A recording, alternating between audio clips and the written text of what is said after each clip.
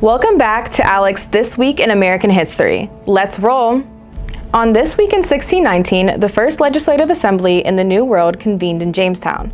Earlier in 1619, the London Company directed Virginia's governor to establish a general assembly which would be known as the House of Burgesses.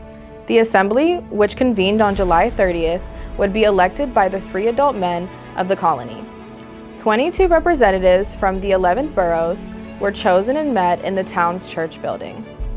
During its first session, the assembly passed laws regarding the price of tobacco, prohibitions on gambling, and requiring observation of the Sabbath. In later years, famous leaders like Patrick Henry, Thomas Jefferson, and George Washington would serve in the assembly, which would become the Virginia House of Delegates in 1776. On this week in 1948, President Harry Truman ended segregation in the U.S. military. On July 26, 1948, President Truman signed Executive Order 9981, which banned racial discrimination in America's armed forces. While African Americans have served in the military since the Revolutionary War, World War II saw more than 2.5 million African Americans registered for the draft. Leaders like Grant Reynolds, a World War II chaplain, and A. Phillips Randolph led the fight to end segregation in the military. Their pressure campaign led President Truman to establish a commission on civil rights.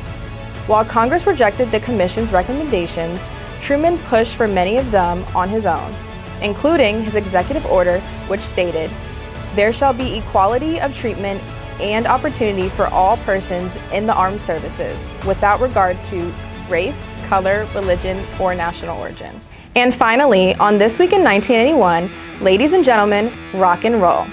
On August 1st, 1981 at 12:01 a.m., MTV was launched with those words in the music video, "Video killed the radio star." Within a short time, MTV took off with major music stars like Def Leppard, Hall & Oates, Billy Joel, and Van Halen appearing on the network in its early years. In the late 90s and into the 2000s, MTV began scaling back its music programming in favor of reality television, scripted shows, and movies. At its peak, however, MTV demonstrated the profitability of targeting teens and young adults, causing millions of young Americans to say, "I want my MTV." Join us again next Wednesday for another edition of ALEC's This Week in American History.